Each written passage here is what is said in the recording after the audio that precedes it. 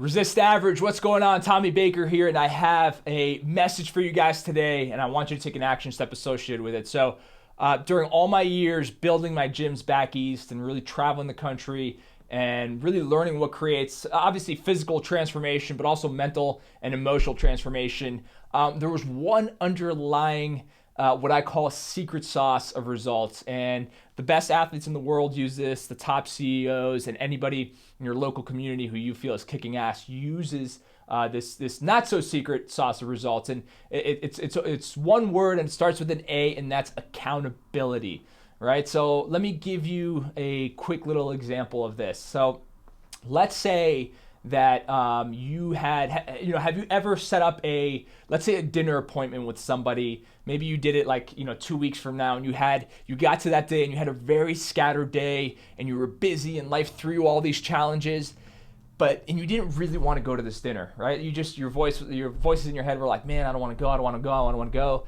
But because you had committed to somebody else, you still showed up. And 9 times out of 10, just like when you resist hitting a workout, it always ends up, you always find something deep in it. It ends up being a great experience. So accountability is having to report back to someone. Now there's 2 levels of it. There's peer-to-peer accountability. This is like your friends, your social circle, people on Facebook, stuff like that, people in this Resist Average Academy Facebook group.